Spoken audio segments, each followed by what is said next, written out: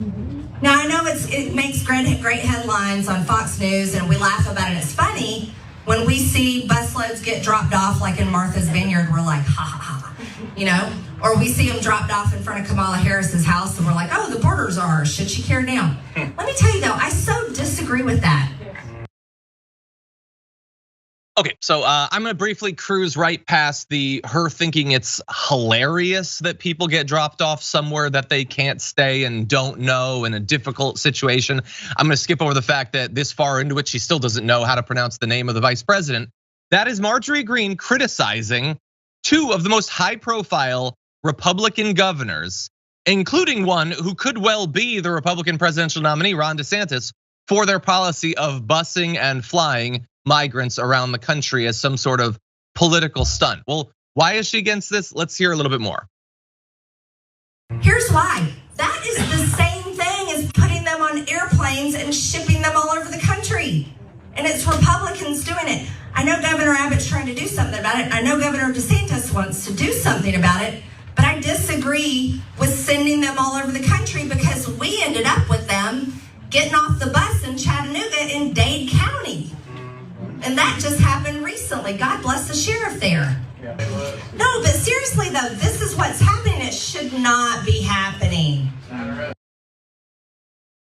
Okay, so it shouldn't be happening. Stop doing it. Now she knows that Greg Abbott and Ron DeSantis are doing that not to solve the problem or whatever, to make themselves look cool, to raise their profile. Ron DeSantis definitely thinks this is a tool that can be used to increase the chance that he becomes the Republican nominee, and she is standing against him. Now, bear in mind, there's been a lot of talk recently about her potentially being the vice presidential nominee alongside Donald Trump. Donald Trump has no goal more pressing over the next year than absolutely destroying Ron DeSantis. So is this connected to that? Maybe not. She might just be speaking off the cuff. She's a crazy person. That's possible. But I do think it's interesting that she's criticizing them. The only explanation for this clip of Marjorie Taylor Greene is it has begun.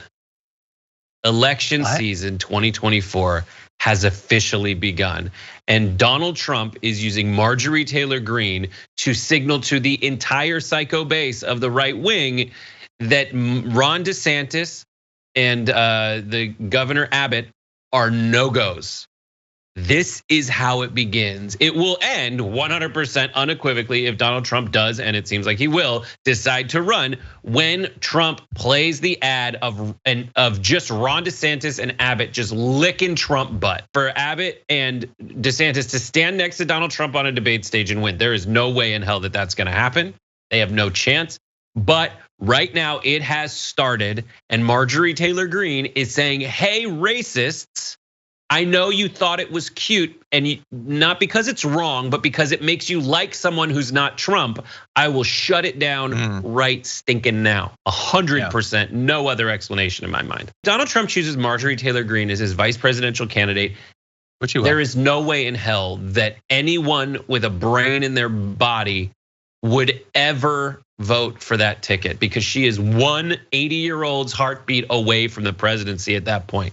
Right now, Donald Trump has, in my opinion, reached out to Marjorie Taylor Greene, says, maybe you'll be my vice presidential candidate. I think you should start taking a more of a leadership role in the messaging of the Trump 2024 campaign. Please don't tell anybody. And then said, I need you to go undercut DeSantis and Abbott, because I think we need to stop their rise to the top.